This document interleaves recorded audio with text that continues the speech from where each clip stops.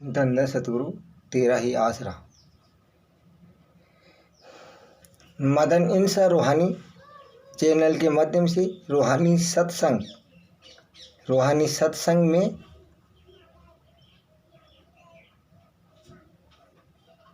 मन के गुलाम, रूहानी सत्संग में भाग 1 मन के गुलाम। मन के गुलाम कैसे हैं, कब से हैं, कब तक रहेंगे। मन को पहले तो आप ये समझ लीजिए भाई, मन किसे कहते हैं।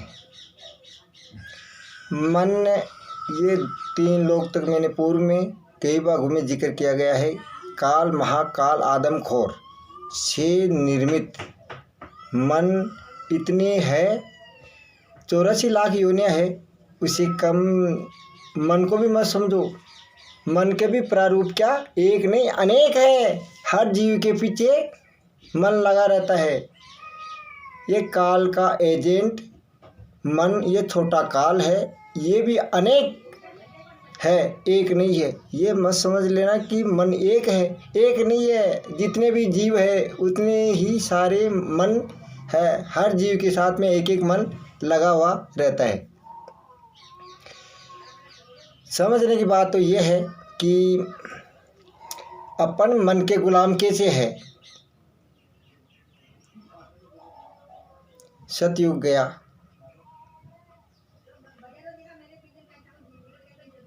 चला गए। वहाँ पर मन, सतयुग के अंदर मन के गुलाम कम थे। त्रेता युग गया, इसमें भी मन के गुलाम कम थे, क्योंकि सतयुग के अंदर त्यागी, वैरागी, महर्षि, संत, पीर, फकीर, पैगंबर, बहुत सारे ऋषि मुनि हुए। वो अपनी योग माया से योग क्रिया करके दोनों जहान का मालिक का नाम लेकर के इस जहान का नज़ारा लेते हुए सतगुरु मौला के साथ में वो उस जहान में हमेशा के लिए अलविदा हो गए। द्वापर युग गया, उसमें मन का थोड़े विचारधारा ज़्यादा थी। मन के वश में कौन रहा? कंस का आपने नाम सुना होगा। कृष्ण को कितनी यातनाएं दी। देवकी की जो औलाद हुई उनको वो सब को मारता गया। ये कंस क्या है? मन के वशीभूत हो के जितने भी कार्य किए द्वापर युग के अंदर, वो मन के वशीभूत हुए। द्वापर युग के अंदर आपने सुना होगा, महाभारत का नाम तो सुना ही होगा। महाभारत के अंदर कौरव पांडवों के बीच में युद्ध था, लेकिन युद्ध दोनों पक्षों की सेनाएं आपस में लड़ती रही, लेकिन ये विजय श्री किसके द्वारा मिली, कैसे मिली? कान खोल के सुन लीजिए। द्वापर युग के अंदर यदुवंशी यादव 56 करोड़ यादवों को कालचक्र, क्योंकि कृष्ण ने तो हथियार उठाने से इनकार कर ही दिया था कि मैं इस महाभारत के युद्ध में हथियार नहीं उठाऊंगा। उसने हथियार नहीं उठाया। वो कालचक्र, जिसको दुनिया सुदर्शन चक्र के नाम से जानती है, वो कालचक्र चलता रहा। कौरव पांडवों का विनाश वो कर दिया। तो मन उस टाइम पर कितना हैवान, शैतान, जल्लाद जैसी करते किया है। अब ये कौन सा युग चल रहा है? ये कलयुग, ये कलयुग चल रहा है। इस कलयुग के अंदर तो आपने बहुत सारे नज़ारे देखे होंगे। जैसे मन को, यह आत्मा को भरमाना, भटकाना, क्या क्या कार्य किए मन के द्वारा, क्या क्या कार्य करवाए गए हैं। जैसे आप देख लीजिए, फिल्म देखते हैं, फिल्म बनती है, दुनिया को गुमराह करते हैं। नाटक बनते हैं, नाटक क्या है? वो भी एक जिंदगी। नाटक देखते देखते क्या सीधे साधे जो जीवों की जिंदगी ही नाटक बन के रह गई। भजन सुनते हैं, भजन क्या है? भजन सुनते सुनते वो भी ऐसे करने लगे, वो भी सब व्यर्थ की बातें हैं। संगीत। संगीत जैसे लोग बाग ऐसे कलयुग के अंदर बहुत सारे संगीत गाते रहते हैं, चलते रहते हैं। लोग बाग ये चाहते हैं भाई मन को लुभाने वाले संगीत अच्छा है, ये मन को लुभाते हैं, आत्मा को नहीं लुभाते। जो जितने भी भजन, कीर्तन, जागरण, नृत्य, संगीत, किसी भी प्रकार का वादन हो, ये क्या मन को लुभाने वाले साधन है। ये इस जहान के अंदर तो ये समझो कि पूरा, मेरे को तो हमारे नज़रिए से ये लगता है कि जो फिल्म देखते हैं, नाटक देखते हैं, संगीत सुनते हैं, भजन सुनते हैं, कीर्तन सुनते हैं, जागरण सुनते हैं, ये सब मनोरंजन के साधन है, सब मन के गुलाम है।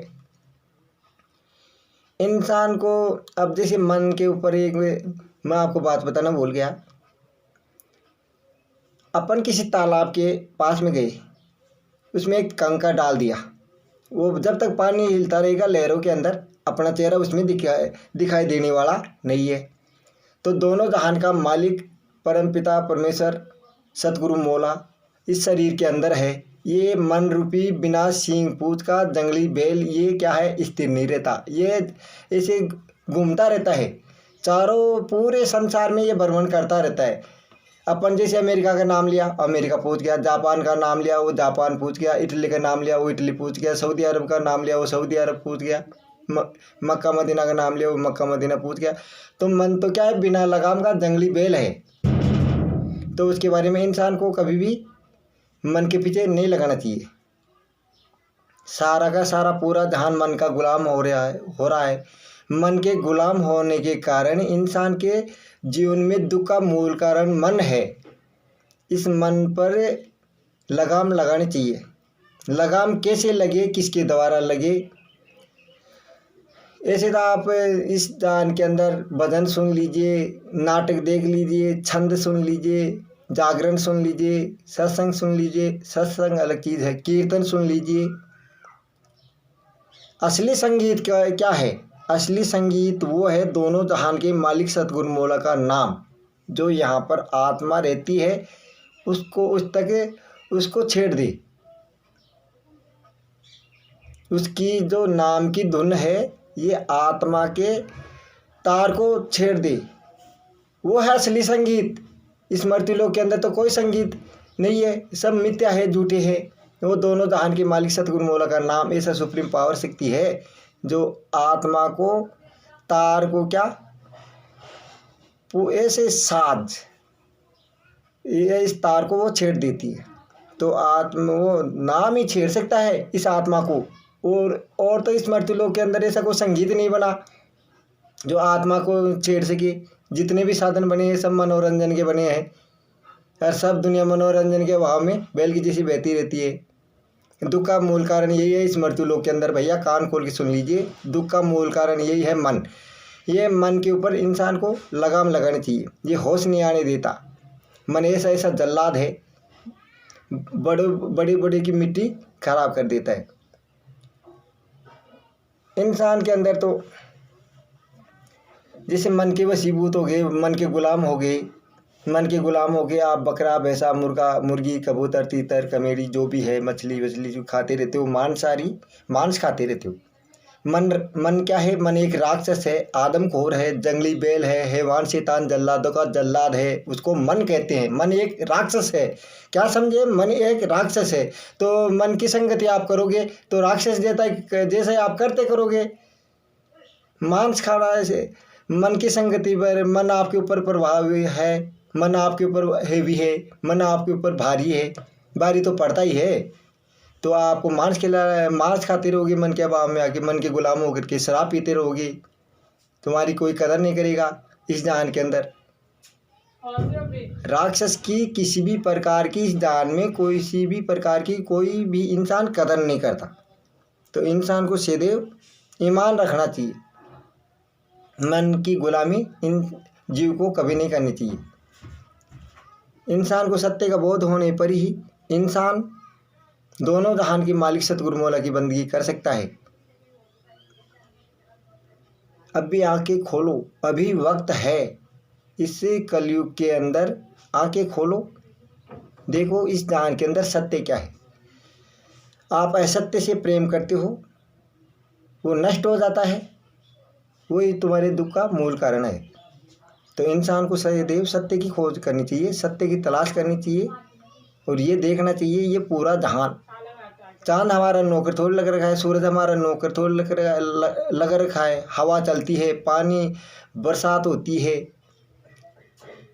आंधी का चलना, तूफान का आना, बारिश का होना, सूर्य का उदय होना, फिर अस्त होना, चांद का उदय होना, फिर अस्त होना, ये अपने नौकर थोड़ी लग रहे हैं कि अपने को दिन रात ये हमारे नौकर लग रहे हैं। चांद सूरज जो हमारे नौकर लग रहे हैं, जो ये अपने निर्धारित समय पर निर्धारित रूप से, नियमित रूप से, युगों युगों से अपनी ड्यूटी दे रहे हैं। सतगुरु मौला के आदेश से युगों युगों से अपनी ड्यूटी निर्धारित समय पर देते हैं, देते थे, दे रहे हैं और देते रहेंगे। करोड़ों अरबों वर्ष हो गए इनको तो ड्यूटी देते हुए। तुम्हारे अंदर तो अभी ईमान नहीं आया। ये इतनी पूरी प्रकृति है, किसके पीछे चलती है, आपने जीवन में कभी नहीं सोचा। सब तक कुछ चलने वाला नहीं है। जीव को भरमाना भटकाना ये मन दुष्ट का काम है, ये राक्षस है। कान खोल के सुन लीजिए, मन हैवान शैतान जल्लादों का जल्लाद है। मन से बचने की चेष्टा कीजिए, मन के गुलाम बन के नहीं रहना। सतगुरु मौला की शरण में आइए, सतगुरु मौला का नाम रूहानी संत के द्वारा लीजिए, फिर आप उसका सुमिरन कीजिए। मन की गुलामी से आप सर्वथा मुक्त हो जाओगे और मुक्त होकर के दोनों जहान के मालिक का नज़ारा आप यहाँ पर ले सकते हो, देख सकते हो। और उसके बाद में आप इस जहान से अलविदा होकर के चौथे लोक में सतगुरु मौला के पास में चले जाओगे। धन धन सतगुरु, तेरा ही आसरा।